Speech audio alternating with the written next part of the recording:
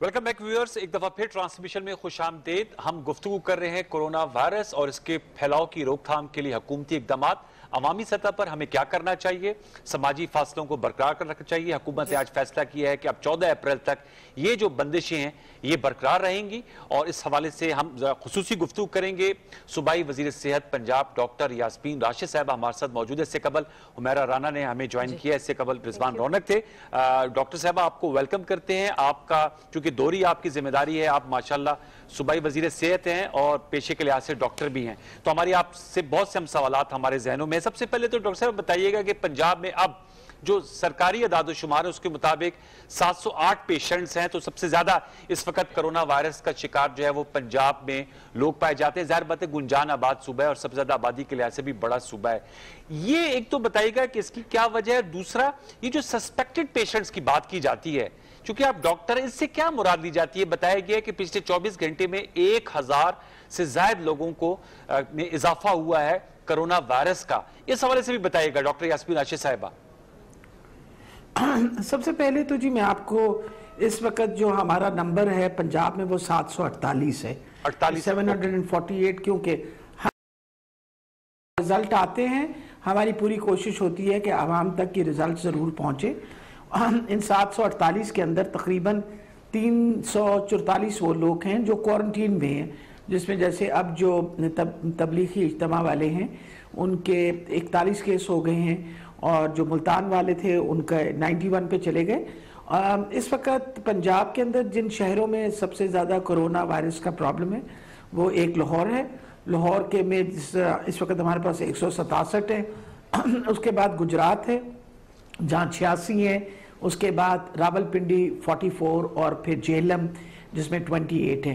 तो ये वो सारे शहर हैं जिनमें बहुत सारे लोग बाहर के ममालिक से तशरीफ़ लाए और प्रॉबली उनको वहाँ इन्फेक्शन हुई और फिर इंक्यूबेशन पीरियड के बाद यहाँ वो कोरोना वायरस जो था वो सामने आया। इन 748 पेशेंट्स में से तकरीबन 85% हमारे ऐसे लोग हैं जिनमें या तो सिम्टम्स नहीं हैं या बहुत माइल्ड सिम्टम्स हैं और उनको किसी किस्म के इलाज की ज़रूरत नहीं, लेकिन उन्हें हमने अस्पताल में रखा हुआ है ताकि वो आइसोलेशन में हमारे पास ही रहें। इसमें कोई 15% लोग हैं जिनको कोई थोड़े बहुत सिम्टम्स हैं और उसके अंदर क्रिटिकली इल जो हैं वो कोई तकरीबन 2 मरीज़ हैं और जो डेथ्स हुई हैं पंजाब के अंदर वो 10 हैं। 10 ये फिगर्स जो हैं ये मैंने आपके सामने इसलिए रखी हैं कि लोगों का ख्याल होता है कि खुदा ना खास्ता गवर्नमेंट कोई फिगर्स को छुपाने की कोशिश करेगी। इसलिए मैं जब भी टीवी पे जाती हूँ मैं कोशिश ये करती हूँ कि जो लेटेस्ट फिगर्स हैं वो सामने रख दी जाएं और बताया जाए। और अब तक हम कोई तकरीबन 16,061 टेस्ट कर चुके हैं, तो टेस्टों की भी हम तादाद बढ़ा रहे हैं और हम उम्मीद रखते हैं कि कल से हम 1500 से लेके 2000 टेस्ट जो हैं वो करना शुरू कर देंगे और इसलिए ज़्यादा रिजल्ट्स आएंगे हमारे पास। ख़ास तौर पे जो क्वारंटीन हैं हमारे इज्तिमा के लोग कोई तकरीबन 2100 तो हमारे पास रायविंड और कालाशाह काकू में। अच्छा डॉक्टर साहब, ओवरऑल सिनेरियो आप जैसा बता रहे कि 1500 से 2000 टेस्ट मजीद हम गुंजाइश पैदा करें कि हो सके पर डे। अब ऐसी भी सिचुएशंस आ रही है जैसे सस्पेक्टेड केसेस हमें बताए जाते हैं कि 2039 केसेस ऐसे हैं जिनमें कोरोना का पॉजिटिव आया है। ऐसे भी लोग हैं जिनका कोरोना टेस्ट नहीं हुआ, तो वो कैसे अंदाजा लगा सकेंगे? हो सकता है कि वो तादाद कहीं से बढ़कर हो, डबल हो, इससे भी कहीं ज्यादा हो सकती है, तो उसकी तशखीस कैसे कर सकते हैं? देखिए मेरा ख्याल है सबसे इम्पोर्टेंट ये चीज़ है कि मैं बिल्कुल एग्री करती हूँ कि हमें बहुत सारे टेस्ट करने पड़ेंगे ताकि हमें पता चले कि एग्जैक्ट कितने लोग जो हैं उनको कोरोना वायरस है। लेकिन अगर आप हमारी फिगर्स को बाहर के ममालिक से कंपेयर करें तो आप देखें इम्पोर्टेंट जो सबसे इम्पोर्टेंट चीज़ होती है the number of deaths which are occurring. अगर खुदा न खास्ता हम कोई फिगर्स छुपा रहे होते तो तादाद डेथ्स की बहुत बढ़ जानी चाहिए। अभी आपके सामने ही है क्योंकि डेथ एक ऐसी चीज़ है जिसको आप छुपा नहीं सकते। मरीज कोई सीरियस होगा उसका अस्पताल लोग लेके ही आएंगे। तो एंड ऑफ द डे ये कोई ऐसी चीज़ नहीं है, लेकिन हम डेफिनेटली अगर इस वक्त हमारे पास 748 मरीज हैं तो मेरा ख्याल है इससे 3 गुना ज़्यादा तो ज़रूर होंगे। अब मकसद ये है कि लॉकडाउन की वजह से बहुत सारे लोग अपने घरों तक महदूद हो गए हैं और क्वारंटीन की वजह से जो हमारे बड़े ग्रुप्स थे वो भी महदूद हो गए। तो मेरा ख्याल है अगर हम इस लॉकडाउन को मेंटेन करेंगे तो जो लोग बढ़ेंगे तो ज़रूर, लेकिन इस तनासब में बढ़ेंगे कि ठीक हो के भी लोग घर जा रहे होंगे और जो नए दाखिल हो रहे होंगे अस्पतालों में उनको हम संभाल सकेंगे। जैसे अब तकरीबन आज 10 मरीज का तो पहले मुझे पता चला था और अभी मुझे इतला मिली है कि 4 हमारे चाइनीज मेहमान जो थे वो भी आज PKLI से सेहतयाब होकर घर चले गए। डॉक्टर साहब, आप जैसे भी डॉक्टर जफर मिर्जा साहब कहते हैं कि टोटल 82 जो हमारे पेशेंट्स थे वो सेहतयाब हो गए, बहुत अच्छी बात है। मैं आपसे जानना चाहूंगा ट्रेंड के बारे में जरा हमें जरूर बताइएगा। पाकिस्तान में अल्लाह का फजल है कि वो एक्सपोनेंशियल इसमें ग्रोथ नहीं आई, फिगर्स में इजाफा हो रहा है। डेली आज मुस्तनद केसेस में 178 बताया गया कि इजाफा हुआ है और जो सस्पेक्टेड है वो 1000 से जायद है। अमेरिका में, इटली में, स्पेन में हम देख रहे हैं बहुत ज्यादा इजाफा हो रहा है। तो पाकिस्तान के हवाले से ट्रेंड मुख्तलिफ है, इस हवाले से आपकी क्या राय है? और अब हमने जब 14 अप्रैल तक रखा है तो आप समझती यही बेस्ट वे इसको कंट्रोल करने का? ये जुज़वी लॉकडाउन और मुकम्मल लॉकडाउन में आप क्या फर्क महसूस करती है एज ए डॉक्टर? कौन सा ज्यादा बेनिफिशियल हो सकता है हमारे लिए? देखिए जी, इम्पोर्टेंट ये चीज़ है कि हमारा ट्रेंड बहुत मुख्तलिफ है और ये सिर्फ पाकिस्तान का नहीं है। अगर आप स्टडी करें जो सिचुएशन इंडिया में, बांग्लादेश में और श्रीलंका में है वो भी तकरीबन इसी तरह की है। अच्छा, बहुत सारे लोग कहते हैं कि ठीक है इस वजह से है क्योंकि आप लोगों के टेस्ट ज़्यादा नहीं है, सारे मुल्कों में हो रहे, लेकिन इम्पोर्टेंट ये है कि अगर लोगों की तादाद जो फौत होते हैं उनकी एकदम तादाद बढ़ जाती तो वो तो एक सामने आ जाती ना, वो तो छुपाई नहीं जा सकती थी। तो ये कुछ एक जैसा ट्रेंड इस सब कॉन्टिनेंट में नजर आ रहा है और उसके बारे में काफ़ी थ्योरीज इस वक्त सामने आ रही हैं। कुछ कहते हैं कि ये मलेरियल बेल्ट है, शायद कुछ किसी किस्म की प्रोटेक्शन आ गई है, या यहाँ सबको ट्यूबरकुलोसिस की वैक्सीन लगी थी, शायद उसकी protection. There various theories about it. ये भी हो सकता है कि हमारी कुव्वत मदाफियत बाकी मुल्कों के मुकाबले में इसलिए थोड़ी सी बेहतर है कि हम सारी जिंदगी किसी न किसी इन्फेक्शन के खिलाफ मुसलसल जंग लड़ते रहे, तो बहुत सारी एंटीबॉडीज बन जाती हैं आपके जिस्म के अंदर। अब ये सारी चीजों को मद्देनजर रखते हुए the picture is slightly different from what you see in the European countries और you see it in America. अच्छा डॉक्टर साहबा, इसी से रेलेवेंट आपसे जानना चाहते हैं कि BCG वैक्सीनेशन एक इंजेक्शन लगता है बच्चों को चाइल्डहुड में, पाकिस्तान में काफी अरसे से लग रहा है और अभी तक एक ऐसी रिसर्च भी सामने आई है कि इटली, स्पेन या जो भी यूरोपियन कंट्रीज हैं, अमेरिका, यहाँ पे बच्चों को BCG इंजेक्शन नहीं दिया जाता, बेसिकली जो ट्यूबरक्लोसिस के लिए होता है, जो लंग्स को डैमेज होने से बचाता है। तो आप समझती हैं कि जिन्होंने BCG इंजेक्शन वैक्सीनेशन करवाई हुई है वो से कदरे बेहतर है रादर देन कि जिनकी ये वैक्सीनेशन नहीं हुई, चूंकि हम यूरोपियन कंट्रीज में रेशो ज्यादा देख रहे हैं? जी, मेरा ख्याल है ये बात पहले भी की कि ये एक थ्योरी आ रही है कि ट्यूबरकुलोसिस की वैक्सीनेशन होती है, लेकिन वैक्सीनेशन आपकी लंग्स को स्ट्रेंथन नहीं करती। जब आप किसी को वैक्सीनेट करते हैं तो आप ट्यूबरकुलोसिस के बैक्टीरिया से उसको बचाते हैं। जिस तरह आप देखें ना, पोलियो की हम जब वैक्सीनेशन करते हैं तो पोलियो की वायरस से बचाने की कोशिश करते हैं, तो इसी तरह ट्यूबरकुलोसिस की वैक्सीनेशन जो है, we don't know exactly how it has worked, लेकिन दे आर फीलिंग कि क्योंकि इस इलाके के अंदर, इस सारे सब कॉन्टिनेंट के अंदर, क्योंकि ट्यूबरकुलोसिस एक बहुत बड़ा मसला था, उसके खिलाफ हम वैक्सीनेशन करते रहे, तो maybe it has some protective effect. Okay doctor साहब, क्वारंटाइन फैसिलिटीज ये बड़ी इंपॉर्टेंट हैं और तफ्तान के हवाले से जो बहुत से सवालात उठे और अब ज़ायरीन जो हैं उसके बाद, और आपने अपनी गुफ्तगू में भी कहा कि मुल्तान में है, DG खान में है, फिर रायविंड के हवाले से भी खबरें हैं कि उस एरिया को भी लॉकडाउन किया गया। आज वज़ीर आला पंजाब उस्मान बुज़दार साहब ने जो एक्सपो सेंटर लाहौर में आप लोगों ने फील्ड हॉस्पिटल बनाया, आप भी वहाँ मौजूद थी, उसका दौरा किया। जो मेडिकल फैसिलिटीज़ दी जा रही हैं, फिर वो मेयो हॉस्पिटल का वाक़या भी हुआ कि सारी रात वो शख्स कराता रहा, उनको वेंटिलेटर गालिबन नहीं दस्तियाब था, फिर सुबह दिल का दौरा पड़ने से उनकी मौत वाक़या हो गई। तो इन तमाम मेडिकल फैसिलिटीज़ के हवाले से बताइएगा कि वेंटिलेटर्स हैं, डायग्नोस्टिक किट्स हैं, जो सेहत की तिब्बी सहूलियात, तिब्बी सामान है हमारे पैरामेडिक्स और डॉक्टर्स के लिए, वो तमाम Punjab government, Punjab health department के पास वाफर मिकदार में मौजूद है, एडुकेट हैं लोगों के हवाले से? और अगर नहीं तो आप लोगों की क्या प्रेडिक्शंस है, कब तक इस गैप को पूरा कर लेंगे? देखिए जी, मेरा ख्याल है सबसे बड़ी बात तो पहले वो जो शख्स इंतकाल किए मेयो अस्पताल में, उनका मैं क्लियर करती जाऊं कि उनका वो फौत जो है वो हार्ट अटैक से हुए और उनको वेंटिलेटर की ज़रूरत नहीं थी, क्योंकि उनको रात को जो हमारे सीनियर रजिस्ट्रार थे मेडिसिन के, उन्होंने आके मायना भी किया था। कराते तकलीफ के बारे में ज़रूर मेरा ख्याल है कि to some extent there was certain amount of neglect thinking के क्योंकि उनको सांस की तकलीफ नहीं है तो probably he would be all right, not realising कि कोमॉर्बिडिटीज़ जो हैं वो इक्वली इंपॉर्टेंट होती हैं इन मरीज़ों के अंदर।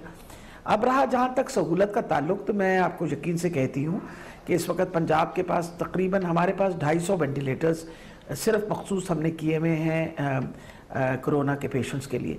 इस वक्त हमारे पास प्राइवेट सेक्टर के अंदर तकरीबन 200 वेंटिलेटर्स जो हैं वो उन लोगों ने हमें ऑफर कर दिए हैं फॉर कोरोना पेशेंट्स।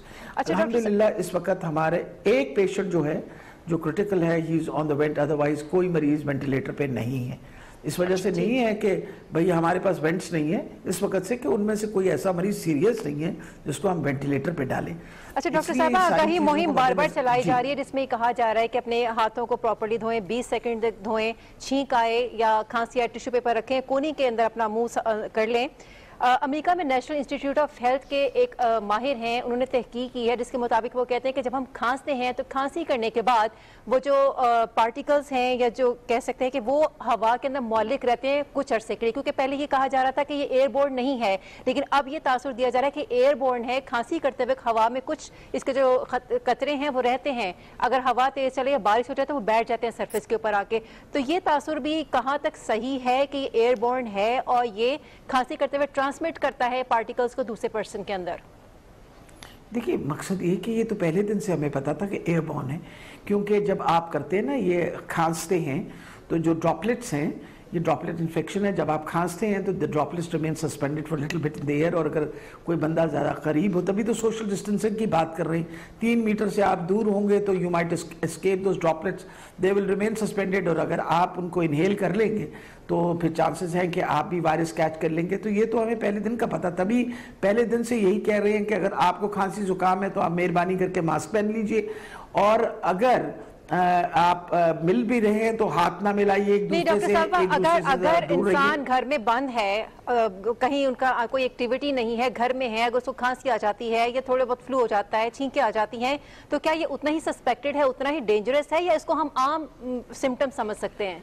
देखिए सबसे इम्पोर्टेंट चीज है कि हर खांसी जुकाम जो है वो कोरोना नहीं है। जी बिल्कुल। दूसरी बात है कि सब घरों के अंदर खिड़कियां मौजूद हैं, दरवाजे मौजूद हैं, खिड़कियां दरवाजे खोल के रखें। बाहर की जो ताज़ा हवा है उसका बहुत बड़ा फायदा होता है, वो आपकी ये सारे जरासीम जो इनको डाइल्यूट कर देता है। सही। सनलाइट इज वेरी इंपॉर्टेंट, कि घर के अंदर धूप भी आए और रोशनी भी हो, ये भी बहुत इंपॉर्टेंट है। तो आप जितना घर को हवादार करेंगे उतना आपको फायदा होगा। तभी अभी हमने जो अपना वो सेंटर डेवलप किया ट्राइएज का, वो हमने इंश्योर किया है कि जो हमारी एक एक्सपो सेंटर का जो हॉल नामुकम्मल था, अभी उसकी दीवारें नहीं थी, हमने उसके नीचे बनाया है ताकि हवा जो है वहाँ चलती रहे और डाइल्यूट होता रहे ये सारे जो ड्रॉपलेट्स वगैरह है ना। तो ये बहुत इंपॉर्टेंट है, लोगों को इस बात की समझ होनी चाहिए कि खिड़कियां दरवाजे खोल के रखें, घरों में एग्जॉस्ट चला के रखें, मुसलसल ताज़ा हवा का अंदर आना विल ऑल्सो हेल्प टू इसको डिस्पर्स करने के लिए। डॉक्टर साहब ये भी बताइएगा, क्योंकि हमने कहा आप गवर्नमेंट मेजर्स के साथ साथ आपसे जो मेडिसिनल एस्पेक्ट है वो भी पूछ रहे हैं कि अब ये भी तहकीक आई है, चेक रिपब्लिक की उस लड़की की वीडियो बहुत वायरल हुई है कि बनिस्बत दीगर यूरोपीय ममालिक के चेक में कम इसलिए फैला कि वो पब्लिक में जब भी निकलते हैं तो मास्क पहनते हैं, चाहे वो कपड़े का मास्क हो या जो आम सर्जिकल मास्क होता है, और जब बताए डॉक्टर्स तो N95 या जो जिनको अवेलेबल होगा।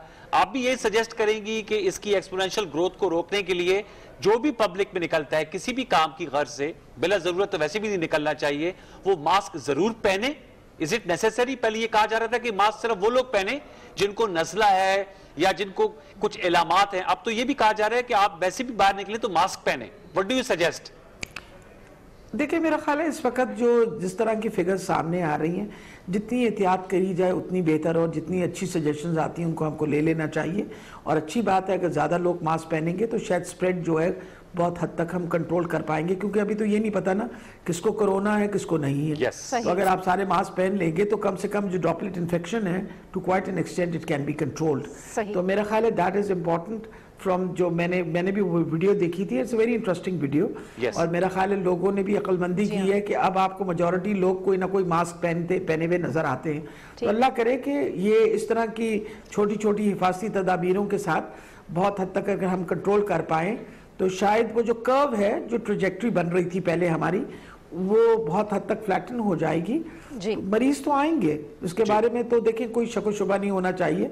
Corona virus is in Pakistan, लोगों से लगेगा भी। अब ये है कि दुआ ये होनी चाहिए कि जिस तरह का रिजल्ट इस वक्त सामने आ रहा है कि मेजॉरिटी लोग जो हैं उनके सिम्टम्स बहुत कम है, खुदा करे आइंदा भी इसी तरह कम रहे। बहुत कम लोग ऐसे हैं जिनको वाकई इंतहाई निगहदाश्त की ज़रूरत है, और उनमें से भी बहुत कम ऐसे हैं जिनको वेंट्स की जरूरत है। अच्छा डॉक्टर साहब, के साथ अगर मुतासरा शख्स में कोरोना वायरस की अलामात आती हैं, उसके बिगड़ने के शवाहिद मौजूद नहीं हैं, तो उसको for the time being isolation में रख दिया जाता है, और अगर उसमें अलामात पाई जाती हैं डेंजर किस्म की तो उसको हाई डिपेंडेंसी यूनिट में भेज दिया जाता है। आप क्या समझते हैं कि इन जगहों पर मुतासरा अफराद का जब मुशाहिदा किया जाता है तो कितना टाइम लगता है, कितना टाइम दरकार होता है उसकी बेहतरी की तरफ बढ़ने के लिए? देखिए, अभी तो मेरा ख्याल है कि हम इस पोजीशन में नहीं है कि आपको कोई इसके ऊपर कोई वाज़ेह किस्म की स्टैटिस्टिक्स दे सकें, क्योंकि जैसे आपको बताया कि the total number of deaths are 10 और बहुत कम हमारे ऐसे मरीज हैं जो इस वक्त सीरियस हैं। तो मेरा ख्याल है हमारे लिए किसी किस्म की कोई फिगर्स या प्रेडिक्शन जो है देना बड़ा मुश्किल हो जाएगा, लेकिन सब लोग इस पे काम कर रहे हैं। एवरीबडी इज ट्राइंग टू, जैसे है कि जी इस वायरस की क्या कोई म्यूटेशन हो गई है, is it a new mutated virus which is less virulent, यानी इसकी विरुलेंस कम है। चीफ मिनिस्टर साहब ने हदायत दी है हमारे साइंसदानों को भी कि हम भी कोशिश करें कि इस वायरस के खिलाफ वैक्सीन डेवलप करें। अब हम सारे तो लगे हुए इस काम में, और जिस तरह बाकी दुनिया में काम हो रहा है इधर भी हम ड्रग ट्रायल भी हम करने लगे। जैसे कि कहा गया दुनिया में कि भाई हाइड्रोक्सी क्लोरोक्विन या क्लोरोक्विन जो है it can be effective in treating patients.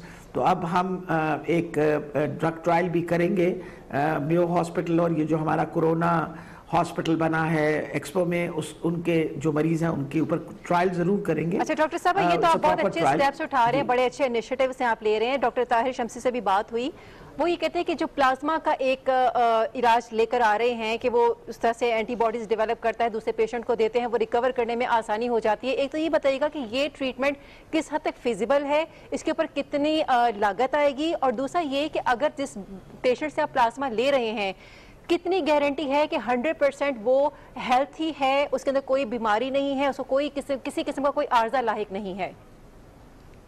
देखिए, जब वायरल इन्फेक्शन होती है तो आपके जिस्म में उस वायरस के खिलाफ एंटीबॉडीज बन जाती हैं। जब आप रिकवर कर जाएंगे तो वो एंटीबॉडीज आपके जिस्म के अंदर रहेंगी, दे will be present in your plasma.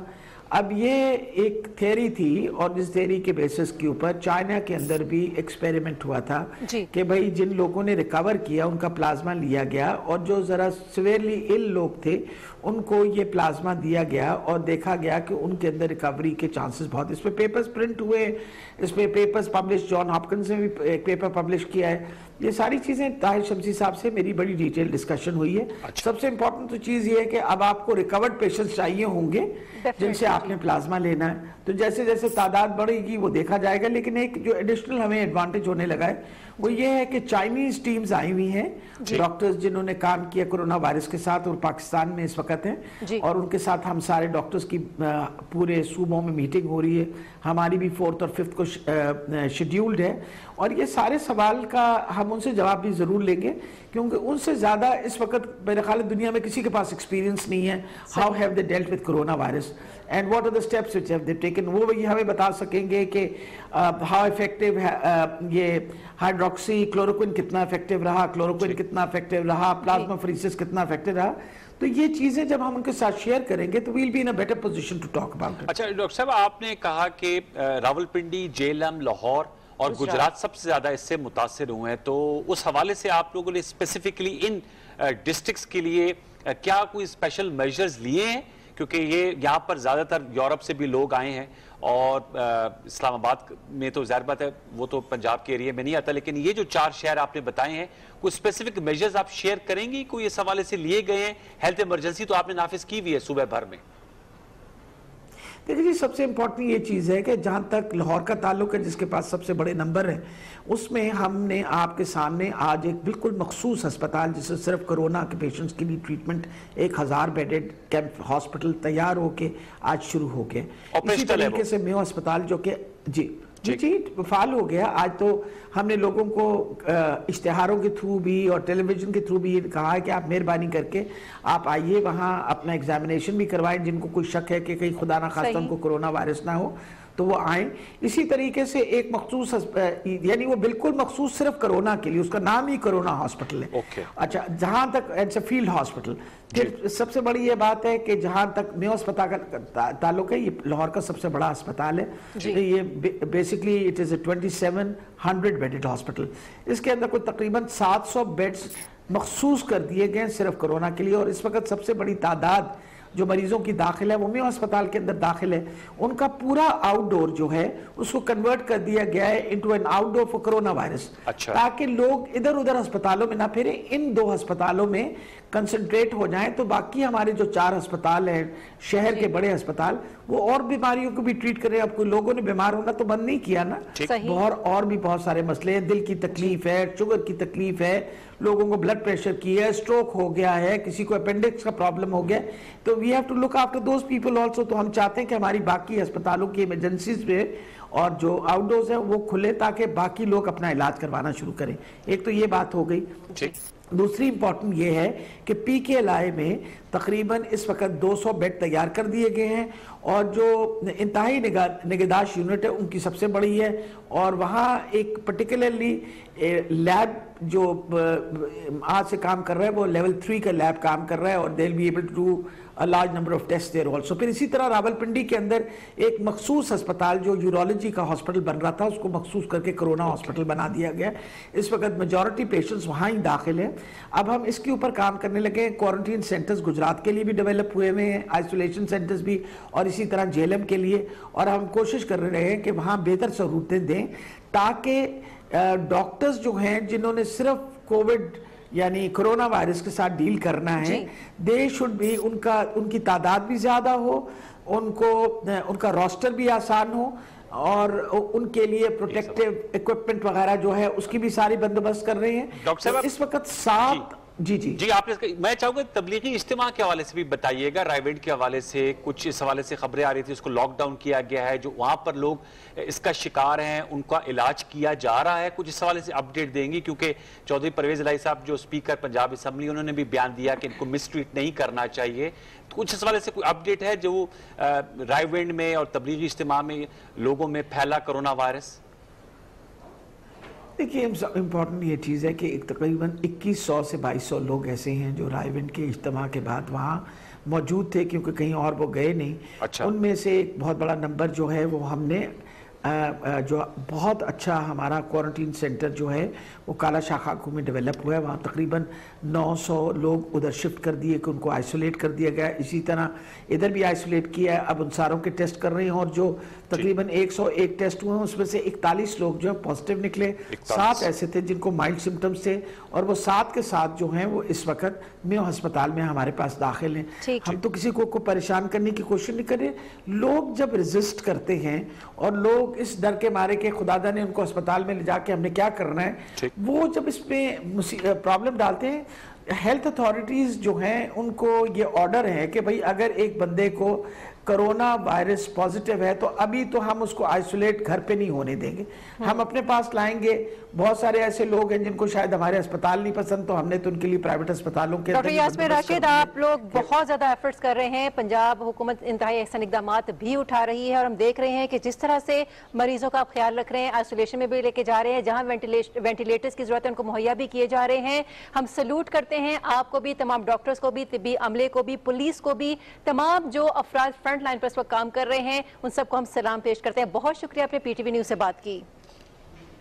जी, इस वक्त हमारे टेलीफोन लाइन पर मौजूद हैं अतौला खान ईसा खेलवी साहब, पाकिस्तान के मायनाज गुलकार, पाकिस्तान के एक बड़ा नाम, बड़ी शख्सियत हैं और समाजी कामों में भी बड़े पेश है। टेलीफोन लाइन पर मौजूद हैं। अस्सलाम वालेकुम अतौला साहब, कैसे मिजाज है आप, ठीक ठाक हैं?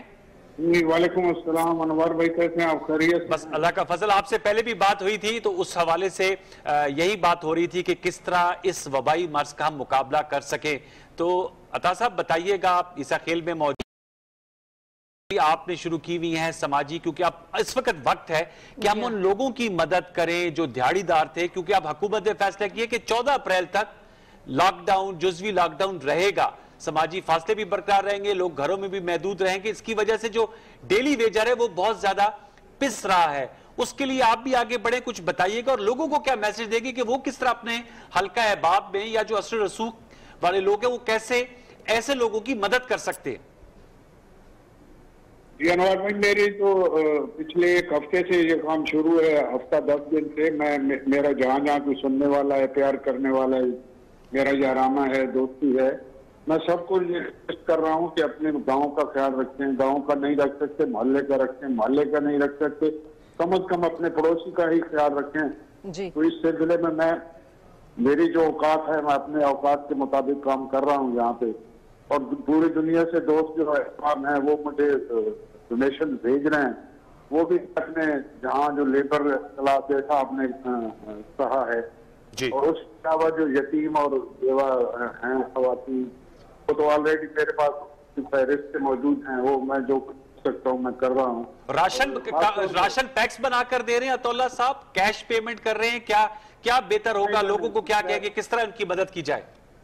कैश में नहीं दे रहा, मैं पैकेज बना के दे रहा हूँ। उसमें आटा, घी और इस तरह की जो रोजमर्रा की चीजें, मैं कम से कम 1 महीने का पैकेट बना के दे रहा हूँ कि उनका गुजारा हो जाए। अच्छा, वैसे ईसा खलवी साहब, सोशल वेलफेयर के लिए आप काम तो बहुत ज्यादा कर रहे हैं। अब हमने देखा है कि पूरे पाकिस्तान में सभी लोग एक कैंपेन चला के रखे हुए हैं कि अपने हाथ को बार बार धोना है, अपने सफाई का खास ख्याल रखना है। किस तरीके से आप अवेयरनेस दे रहे हैं? चूंकि देहात और गाँव के लोग ज्यादा पढ़े लिखे तो नहीं होते, लेकिन उन तक की आगाही मुहिम पहुंचाना भी फराइज में शामिल हो जाता है। तो जहाँ आप रहते हैं, जहाँ जिस आबादी में आप जाते हैं, वहाँ कैसे लोगों को बताते हैं? क्या लोग उसको फॉलो भी करते हैं? जी जी, अल्हम्दुलिल्लाह, मेरा लोग मुझसे प्यार करते हैं, मेरी बात रिस्पांस देते हैं। मैं तो यही कोशिश कर रहा हूँ जैसा आपने बताया, और जैसे हमारी महकमा सेहत हमें बता रही है जिस तरह करना है। मैं कुछ सोशल मीडिया पे भी, मैं चैनल के तवसत से भी कह रहा हूँ, मैं खुद भी जहाँ जहाँ टेलीफोन हो सकता है, जहाँ जहाँ मैं खुद जा सकता हूँ, उनको तरीका बताता हूँ, उनको रिक्वेस्ट करता हूँ। और ये भी मैं कोशिश कर रहा हूँ कि वो घरों से बाहर ना निकले जी। और क्योंकि मैं खुद ज्यादा वक्त अपने घर में अपने बच्चों के साथ गुजारता हूँ। अता साहब, ये अच्छा किया आप ये कर रहे हैं, और खुद अपना घर भी जो है बच्चों के साथ, ये बड़ा अच्छा वक्त है क्योंकि दुनिया के जो तरीकेकार है वो भी बदल गया है। और पहले जो लोग हैं वो हैंडशेक को अच्छा समझते थे, हाथ मिलाने को, आप गुरेज करना जो है उसमें आफियत समझते हैं। कल जुम्मा है और हमने देखा कि नमाज जुम्मा की तमाम मुसलमान अल्हम्दुलिल्लाह नमाज जुम्मा अदा करते हैं, बाजुमात अदा करते हैं। लेकिन अब हुकूमत ने कहा है कल जुमेरात है, सॉरी परसों जुम्मा है। तो मैं आपसे जानना चाहूंगा कि क्या आप क्या मैसेज देंगे कि लोग मसाजिद में ना जाएं, घर में बैठकर नमाज जुम्मा अदा करें? क्योंकि अभी डॉक्टर यास्मीन राशिद साहब से भी बात हो रही थी, वो बता रही थी जो तबलीगी इज्तिमा में लोग थे उनमें बहुत लोगों के टेस्ट जो किए हैं तो काफी पॉजिटिव आए हैं, कोरोना कोविड-19 के मर्ज का शिकार रहे हैं। मैं मुल्ला तो हूँ नहीं कि मैं उनको इस तरह की बातें बताऊं, लेकिन मैंने क्योंकि अपनी एक छोटी सी मस्जिद बनाई हुई है अपने घर के बाहर, ऑन रोड बनाई हुई है, जहाँ रोड से गुजरते हुए लोग नमाज पढ़ते हैं जी। तो मैं उनको यही बार बार वो कह रहा हूँ कि नमाजें आप घरों में पढ़ें, अल्लाह जल्ले शाह कबूल करने वाला है। लेकिन चूंकि अताउल्लाह साहब अपनी अपनी मस्जिद बनाई है, अल्लाह ताला जज़ा दे आपको इसके लिए, लेकिन जब आप मस्जिद के मेंबर से ये अनाउंसमेंट करते हैं जाके कि आप घरों में नमाज अदा करें, चूंकि खुदाबंदी हुक्म खुदाबंदी भी ऐसा है कि जब कोई ऐसी आफात आ जाती हैं तो फिर ज्यादा से ज्यादा आप कन्फाइंड कर लेते हैं चीजों को। तो जब आप अपनी मस्जिद के मेंबर से ये खुतबा देंगे तो डेफिनेटली जो दूसरी मसाजिद के उलमा हैं वो भी इसको सुनेंगे, तो इस तरह से तशहीर होती है। कितना पॉजिटिव देखते हैं कि लोग इस बात को सुन के अमल भी कर रहे हैं, दूसरे मौलवी हजरात हैं। मौलाना से या इमाम मसाजिद से मेरा ताल्लुक है, मैं बराह रास्त भी उन्हें कह रहा हूँ जी। और उनके पास जाके उनके हाथ जोड़ के मिन्नतें भी कर रहा हूँ कि हुकूमत वक्त और हुकूमत जो हमारी सेहत है, वजारत सेहत जो कह रही है वो हमारे भले के लिए कह रही है। अल्लाह जल्ले शानो इसी में खुशनुदी हो। आप अमल करें, घर में बैठ के करें, अगर अच्छा अमल करेंगे तो उसका सवाब भी मिलेगा, यकीनन मिलेगा। तो मैं कोशिश कर रहा हूँ जहाँ जहाँ तक मेरी आवाज पहुँचती है, जिस तरीके से पहुँची है, मोबाइल से पहुँची है, मस्जिद में ऐलान करने से पहुँची है या मिलने के लिए पहुँची है, मैंने तो उन्हें ये भी कहा है कि ये जो कोरोना है ये आपके घर में नहीं आएगा। अगर आप घर से बाहर निकलेंगे, हाथ मिलाएंगे लोगों से, गले मिलेंगे, उनसे गपशप करेंगे, तो वापसी पे वो तुम्हारा मेहमान होगा। ठीक कह रहे हैं।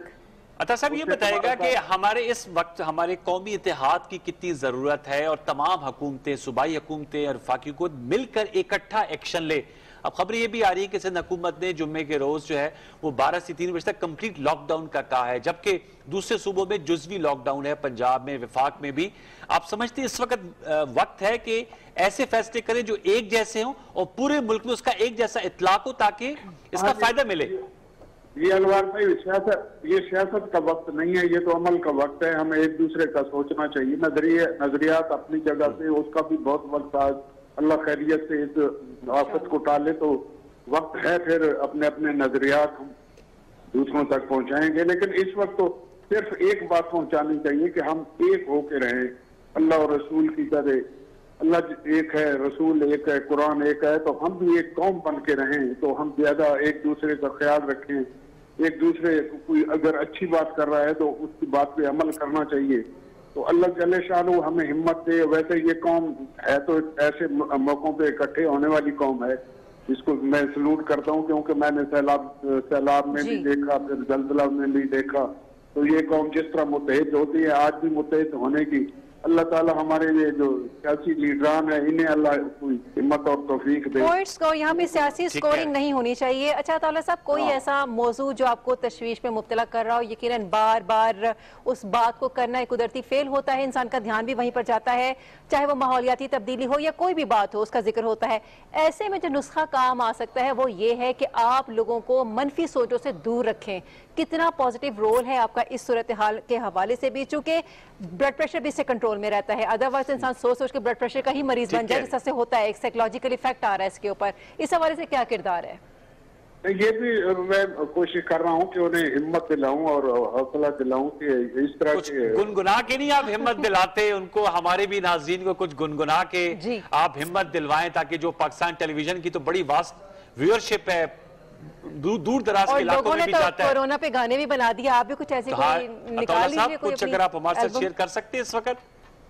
फिलहाल तो मैं अल्लाह जल्ले शान हूँ कि खिदमत अक़दस में एक दुआ है। जरूर लाइब्रेरी खोली तो वो जो साहब हैं हमारे बहुत बड़े आगा शोरश काश्मीरी, जी उनके दो चार शेर हैं, वो मैं आपको कर देता हूँ। जरूर।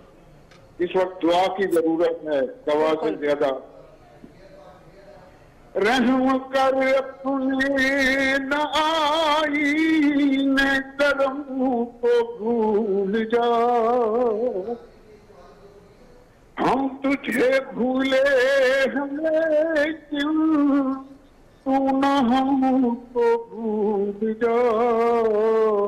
रहम कर तू रहम कर, हार है पत्रकार है डूबे हुए जिल्लत में, कुछ भी है लेकिन तेरे महबूब की उम्मत से है। रहम कर परवरदिगार। ये दुआएं हैं। आमीन। खुदा के साथ रहम बहुत शुक्रिया खलील साहब, जबरदस्त एंड में आपने दुआया कलमात जो हैं वो हमारे साथ और कौम के साथ शेयर किया, आपका बहुत शुक्रिया। व्यूअर्स, बड़ी अहम जो है वो नुकात उठाए अतौला खलील साहब ने भी और डॉक्टर यास्मीन राशिद साहब ने भी।